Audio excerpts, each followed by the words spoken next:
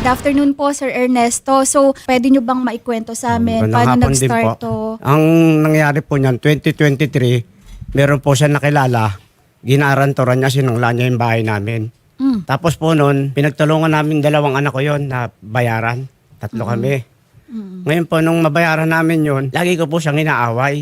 Ang sabi ko, tulungan mo ako sa pagbabayad. Saan daw po, Sir, ginamit yung pinagsanglaan ng May pera? nakilala po siyang sa beer house po. Nung tinatanong siya nung may-ari na nung bahay sa kanong anak ko, kung saan niya nakilala, sabi niya sa beer house. Sa beer. Ngayon, para matapos po yun, walang gulo, binayaran po namin yon. Nung mabayaran po namin yon, pagdating na October, sabi ko, tulungan mo ako. Sabi niya, sige, magtatrabaho ako. Umuwi siya ng nanay niya sa Mindoro. Binigyan ko po siya ng 4,000. Tapos nung paalis na siya, sige raw, alis na siya. Yung pala, nangutang pa siya sa kapitbahay namin ng 5,000. So, nag-start tong kanyang panloloko sa inyo, sa family ninyo, noong anong taon, Sir? 2016, nagloloko-loko na po siya noon. Hanggang makilala niya po ito noong 2023. Ang paalam niya, magtatrabaho. Ang pinagtaka ko lang, bakit nagtrabaho? May nag-send sa akin ng video. Sayaw siya ng sayaw. Sir, base po sa aming researcher dito, 2016, 2017, 18, 19, 20, 21, 22, 23, taon-taon Taon-taon po, po siya. nagpapalit si Mrs. ng Opo. boyfriend. Opo. Oo, bakit, Sir, tinatanggap nyo pa rin tong si Ma'am Elizabeth Pacheco? Ayoko pong pasirahin buhay namin. Kaya tanggap ko pa rin siya. Lahat ng tuwing uwi siya, pinatawad kita. Tapos may makikita ka. Kahit sinong tao, makikita mo.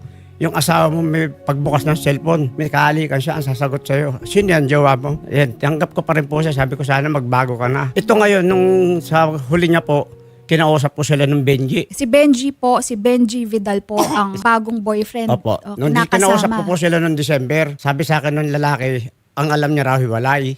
Sabi ko, kasal kami yan. Papatulpo kita. Sabi, bakit kasama ako? Sabi ng Benji, ba't kasama mo ako? Hiwalay kami.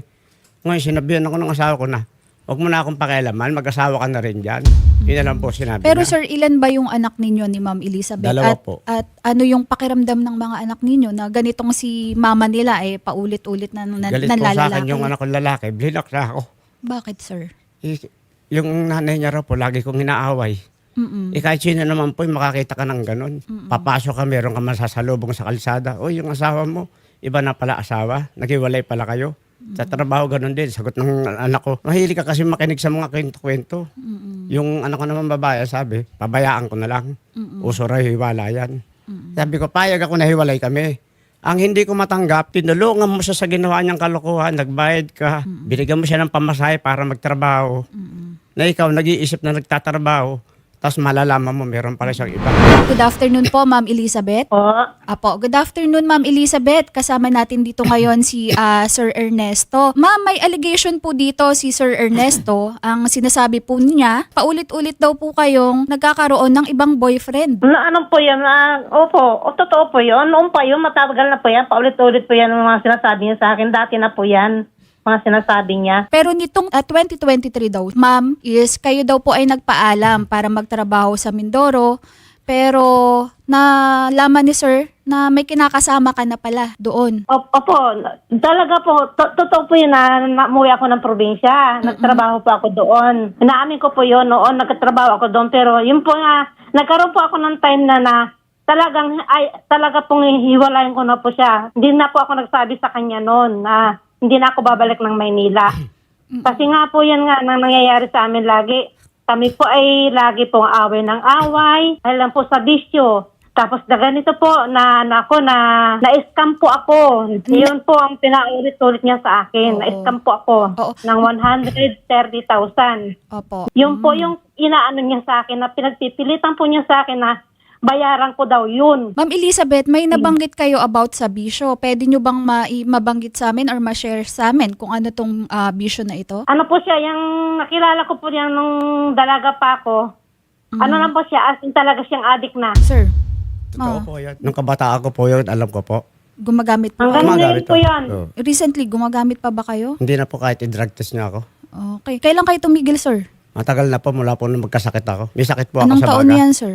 2011 pa po yun. Ma'am, siya naman daw po ay 2011 tumigil na Alam rin niya po sa yan? pagbibisyo. Ayun nga po, totoo yan, nagbibisyo po siya pero Yan po lagi naman niya ako sinasaktan nung kami magkasama niyan eh. Oo, umiiwas na siya kasi may sakit siya. Pero kung wala siyang sakit, hindi po niya iiwas yan. Marami pong demonyo dito sa amin. Ma'am Elizabeth, maitanong na rin namin, kayo po ba ay nagsasama pa rin ni Benji or mayroon po Hindi kayo, na po. may iba po ba? May iba pa ba? Wala po ma'am. Kasama ko po mga apo dito. Oh. Pakinggan niyo po yung mga apo ko dito. Saka yung Opo. anak ko. Nag-usap-usap na po na kami niyan dito sa bahay na, pabayaan mo na si mama. Nandito na yan sa bahay. Nananahimik na yan. Pero siya, paulit-ulit lang naman po. Lahat mga nakaraan ko, pinaulit-ulit po niya. Sinabihan na siya ng anak niya. Huwag mo na lang paulit-ulitin ang mga nakaraan na. Kasi nananahimik na po ako dito sa anak ko. Dito ako nakatira. Nagtatrabaho po ako dito sa anak ko. Sir Ernesto, ito po si Ma'am Elizabeth, nagsasabi na siya na pabayaan nyo na, iwan nyo na siya, mag-go on ka na rin, move forward ka na rin sa buhay mo. Ano po ba ang gusto mo, sir? At bakit ka napunta dito sa tanggapan ni Idol Rafi? Gusto mo ba siyang balikan? Or gusto mo siyang kasuhan? Gusto ko po siyang kasuhan dahil sa ginawa niyang panloloko.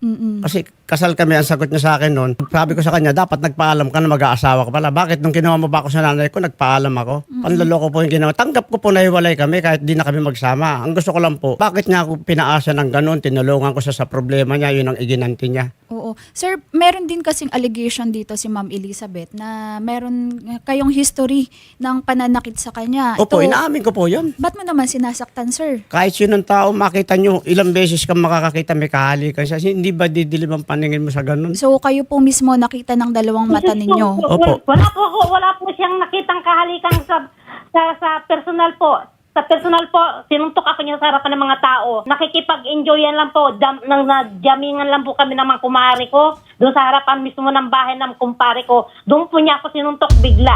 Hapon yun, mga alas 5 po ng hapon yun.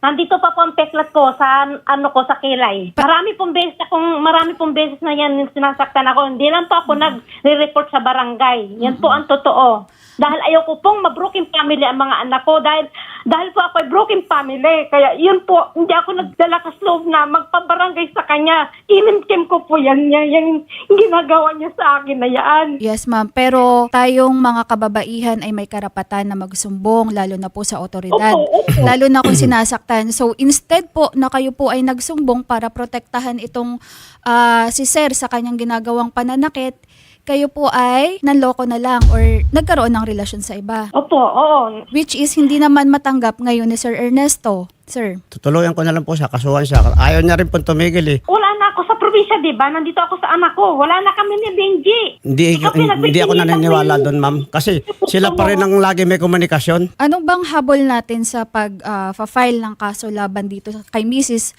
Matagal na rin naman niyang sinasabi sa inyo na ayaw na niya Opo. at nananakit ka. Kakasuhan ko po siya ng adultery. Adultery. Opo.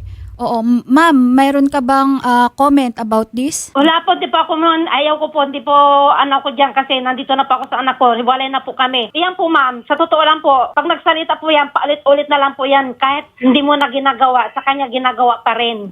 Kasi ayan po, tamang hinala po lagi yan. Ma'am Elizabeth, nabanggit nyo kanina na ayaw nyong maging broken family kayo pero ikaw mismo nagkukumit paulit-ulit na pandalalaki. Dati po yun. Nung bata pa ako yun. Nagkaroon po ako ng mga bling-bling na lalaki sa Facebook. Yun po yung inaano niya sa akin. Ang sabi niya, nakawalong lalaki na po ako. Pero pagdating kay Benji, doon siya nag-react. Si Benji, hindi naman nag-aano. Ang party list na masasandalan. Axia yes! Sir, wala na bang chance na patawarin na lang si ma'am, mag-move on, move forward para na rin sa kapakanan ng mga bata? Kung buburahin niya po lahat yung mga nakapost na saka yung lalaki niya po, i-block niya rin, papayag na po ako ron. Kahit di na kami magsama. Ang masakit lang po yung meron kang makikita sa picture na ganito, ganon, may magsasalubong kang kakatrabaho. Dati na yung nakikita mo yan. Ngayon wala na yun eh. So, sir, may chance talaga na papatawarin mo pa rin tong si ma'am. Kung buburahin niya po lahat yun, kasi December 27 magkasama pa sila eh. Latest lang po, paano mo masasabing hiwalay na sila? Ayun ma'am, December 27 daw, kasama mo pa daw. Kayo ba ay may balak or may plan na burahin itong mga sinasabi ni sir na mga video or photos ninyo? Oh, pwede burahin. Buburahin naman eh. Pati yung sa Benji Vidal din po. Pipilitan niya, wala naman po na kami. Kayong Ipablock dalawa. mo na lang yung Benji Vidal. Pabura mo lahat kay Benji Vidal yung mga picture nyo. Oo, pabubura ko yun. Lahat ng hirap ng ginawa ko sa yung tulong, hindi mo iniisip. Hanggang sa nagkapamilya yung mga anak natin, hindi mo iniisip yung lahat ng hirap ko sa iyo. Kahit ikaw naman may bisyo sa buhay, kahit may bisyo ka, nagtiis ako sa iyo ng matagal na. Bakit ganito pang gaganti mo sa akin, hindi mo iniisip? Kundi dahil sa akin, wala kang bahay dito sa Gruwan. Kahit dati ka, pinagtiisan kita. Dahil ayaw ko na masira ang pag-aaral ng mga anak natin. Tapos dati ka pa dito kay Tulpo. Ano yan? Papasikat ka sa mga bata? Sa mga tao? Sa mga kaano mo? Pwede naman yung pag-usapan dito sa barangay. Sinabi ko sa iyo, sa barangay tayo mag-harap para di na dumating yan. Anong ginawa mo? Pumunta ka pa dyan. O, ano ang sabihin ng anak mo? Ng anak mong babae kasama mo sa bahay. Nagpasikat tayong dalawa. Hindi ako nagpasikat. Ikaw. Pwede naman natin pag-usapan yan. Bakit ka nakarating pa dyan? Sabi mo nga sa barangay tayo magkita. Barangay magkita, bakit? Nasa iyo naman yun eh, oh. Pwede tayo mag-usap na maayos. Bakit ganun? Di ba kinausapan ka ng anak mo? Pa, tigilan mo na si mama. Pwede yung pag-usapan sa barangay. Sabi ko sa mga anak mo, mag-usap mo kayo sa barangay para manahimik na ikaw at ako. Ako lagi mong ginugulo. Nagtatrabaho ako dito sa anak mo. Yung mga anak mo, di mo iniisip. Patagal ko nang inisip to bago ako pumunta rito. Naawa sa iyo. Sinabihan ko yung anak mo, ang sabi ng anak ko, bahala ka na sa buhay mo, matanda na kayo, ayaw niyo magpasaway, bilinak na ako. One more time, sir ha, tatanungin ko kayo ba ay willing kasuhan itong si Ma'am Elizabeth or okay lang na kayo po ay maghihiwalay na ng landas or magkakanya-kanya na after mabura itong photos or mga videos nila ni Benji? I-block niya si Benji para wala na silang komunikasyon. Hindi po ako naniniwala Attorney JV, good afternoon po. Una sa lahat, no, kung gusto ni sir na magsampa ng kaso laban sa kanyang misis, ang nakikita ko dyan na pwede niyang isampa is yung kaso na tinatawag nating adultery. Ito ay criminal at pinaparusahan nito ang sinumang babaeng kasal na magko-commit ng any sexual act doon sa lalaki na hindi naman niya asawa. Pero of course, kailangan pong patunayan dyan ng mister na meron talagang nangyaring sexual act. So kailangan niya ng mga ebidensya. Doon naman sa part ng misis, kasi nabanggit kanina Rio na parang may mga abuses na Yes po, attorney. naranasan itong si Madam.